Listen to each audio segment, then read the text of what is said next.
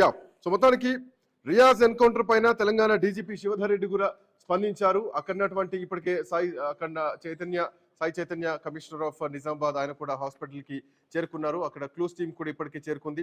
So అక్కడ అంటే రియాజ్ ఎట్లా రియాక్ట్ అయ్యారు, ఆయన వ్యవహార శైలి ఎట్లా ఉంది, ఎవరిని భయభ్రాంతులకు గురి చేసేటువంటి ప్రయత్నం చేశారు అన్నట్టు ప్రత్యక్ష సాక్షుల నుంచి కూడా స్టేట్మెంట్ రికార్డ్ చేసుకుంటున్నారు.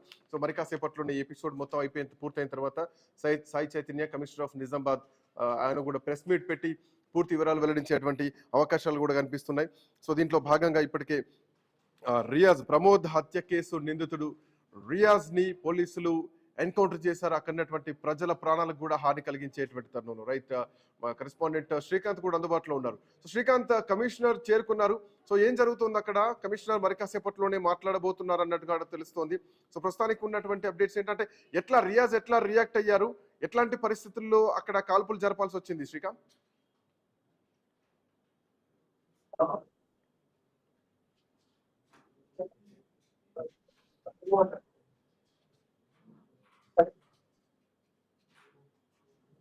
ఎస్ శ్రీకాంత్, రియాజ్ ను ఇక్కడ ప్రభుత్వ ఆసుపత్రిలో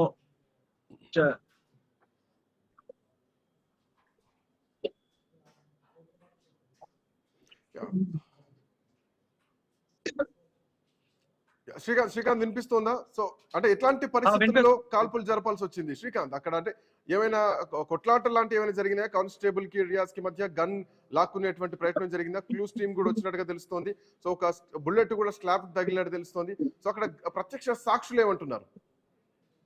ఎస్ శ్రీకాంత్, ప్రభుత్వ ఆసుపత్రిలో రియాజ్ కు చికిత్స అందిస్తున్నటువంటి క్రమంలో అతను పారిపోయేందుకు ప్రయత్నించాడనేది తెలుస్తోంది. పోలీసు సిబ్బందిని అక్కడ ఉంచారు. అయితే అక్కడ వైద్యం అందిస్తుండగా అతను నుంచి పారిపోవడానికి ప్రయత్నించినటువంటి పోలీసులు ఎయిర్ కానిస్టేబుల్ ఒక్కసారిగా వచ్చి అతని దగ్గర ఉన్నటువంటి గన్నును లాక్కునే క్రమంలో అయిపోయి అతనికి అక్కడ కాల్ జరపాలైతే తెలుస్తోంది. ఎందుకంటే అతడు చాలా కరడు కట్టినటువంటి నేరస్తుడు. ఇంతకు ముందే ప్రమోద్ కత్తితో చంపాడు. ఈ పోలీసు అయితే ఈ గన్ను లాక్కుని మళ్ళీ ఎవరిపైన కాల్చే అవకాశాలు ఉన్న సమయంలో అతనే పోలీసులు స్పందించి అతని పైన ఫైరింగ్ చేసినట్టుగా తెలుస్తోంది. సో అతడు చాలా కరడు కట్టిన నేరస్తుడు కావడంతో పోలీసులు ఆ డిసిషన్ తీసుకోవాల్సి వచ్చి, ఎందుకంటే అతని చేతిలో పడితే మాత్రం అది చాలా దారుణంగా ఉండే అవకాశాలు ఉండే. ఇక్కడ ఉన్నటువంటి పోలీసులు వెంటనే అలర్ట్ అయ్యి అతని పైన కాల్పులు జరిపినట్టుగా తెలుస్తుంది. ఎన్ని రౌండ్లు జరిగాయి ఏంటి అనేది సిపి వచ్చిన తర్వాత తెలుస్తుంది. ఇప్పుడు లోపల పూర్తిగా సిపి అక్కడ ప్రభుత్వ ఆసుపత్రిలోనే ఉన్నాడు. ఆయన అక్కడ పంచనామాకు సంబంధించినటువంటి ఆ కార్యక్రమంలో ఉన్నాడు. అసలు ఏం జరిగింది, ఎన్కౌంటర్ చేయాల్సినటువంటి అవసరం ఏమొచ్చింది అనే దానిపైన ఇంకా క్లారిటీగా సిపి సాయి చైతన్య మనకు వచ్చి చెప్పేటువంటి అవకాశం. శ్రీకాంత్, ఇక్కడ ఇంకా కొన్ని ప్రశ్నలు కూడా వినిపిస్తున్నాయి.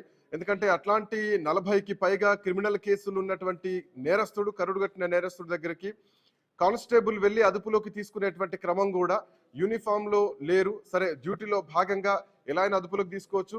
అట్ సేమ్ టైం ఒక బ్యాకప్ లేకుండా ప్రమోద్ ఎందుకు వెళ్లాల్సి వచ్చింది, అంటే ఆ నిందితుడిని ఎందుకు నమ్మాల్సి వచ్చింది, నిందితుడు కత్తి పెట్టుకుంటారు, ఇవి కూడా చెక్ చేసుకోలేదు ప్రమోద్. సో ఒక నరరూప రాక్షసుని అమాయకంగా నమ్మితే ఈ రోజు ప్రాణాలు కోల్పోయినటువంటి పరిస్థితి.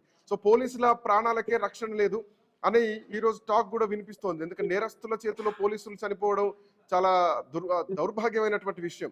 సో అఫ్ కోర్స్ మళ్ళీ ఈ రోజు కూడా అట్లాంటి ప్రయత్నం చేశారు. పోలీసులు చంపేయడం కూడా అఫ్ కోర్స్ చంపడం ఒప్పుకోవాల్సినటువంటి విషయం. ఎందుకంటే లేదంటే సామాన్య ప్రజల్నే చంపేస్తున్నారు, పోలీసులనే చంపేస్తున్నారు.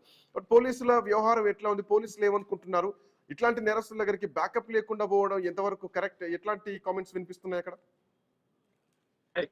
శ్రీకాంత్, అతను చాలా కరడు కట్టినటువంటి నేరస్తుడు. ఆ నేరస్తుని కేవలం ఇద్దరు పోలీసులు వెళ్లి పట్టుకోవడం అనేది కూడా చాలా దౌర్భాగ్యమైన చెప్పుకోవచ్చు. ఎందుకంటే ఒక వ్యక్తికి ప్రమోద్, సిసిఎస్ కానిస్టేబుల్ ప్రమోద్ అతన్ని అదుపులోకి తీసుకొని అక్కడ కనీసం అతన్ని చెక్ చేసి అతని వద్ద మారణాయుధాలు ఉన్నాయా ఏంటి అని చూడకుండా గుడ్డిగా, ఎందుకంటే చాలా కరడు కట్టినటువంటి నేరస్తుడు, ఎలాంటి చెకింగ్ లేకుండా అతన్ని ఫస్ట్ బైక్ పైన ఎక్కించుకోవడం అనేది ఒక తప్పు. తర్వాత ఎస్ఐ కూడా ఉన్నారు. ఎస్ఐ అతని వెంటనే ఉండాలి, కానీ కొంచెం గ్యాప్ వచ్చింది.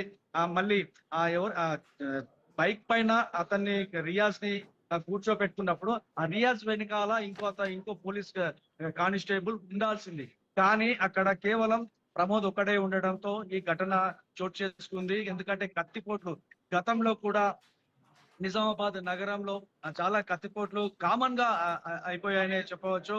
1-2 ఏరియాలో ప్రధానంగా ఈ నాగారం, బాబన్ సాపాడ్ ఇలాంటి ప్రాంతాల్లో ఈ కత్తిపోట్లు ఎక్కువగా జరుగుతున్నాయి. ఇది అక్కడ క్రైమ్ అనేది ఒక కామన్ గా మారిందనే చెప్పవచ్చు. అయితే ఈ రియాజ్ అనేటువంటి వ్యక్తి గతంలో చాలా హత్య కేసులు కూడా ఇతని పైన ఉన్నట్టు తెలుస్తోంది. ఇంత కరడుగట్టినటువంటి నేరస్తుని అట్లా సింగిల్ గా ఒక్క కానిస్టేబుల్ తీసుకురావడం పైన కూడా అనేకమైనటువంటి ఆరోపణలు అయితే వస్తున్నాయి. చాలా సెక్యూరిటీతో అంత నేరస్తుడు అన్ని సార్లు అతను జైల్లోకి వెళ్ళొచ్చాడు.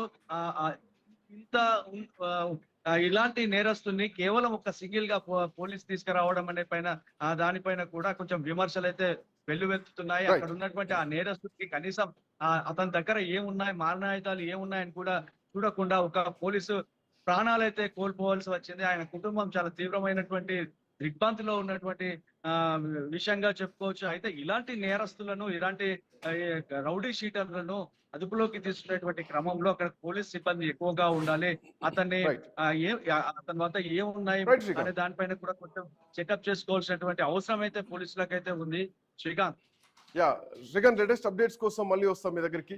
సో అంటే నిజానికి ఇట్లాంటి కరుడుగట్టిన నేరస్తులు, పోలీసుల్నే చంపేటువంటి క్రిమినల్స్ ఈరోజు భూమి మీద ఉన్నారంటే ఇది నిజానికి చాలా దౌర్భాగ్యమైనటువంటి విషయం. ఎందుకంటే ఇట్లా నేరస్తులు ఉండేది బెయిల్ మీద వచ్చి ఇళ్లలో ఉండడం కాదు.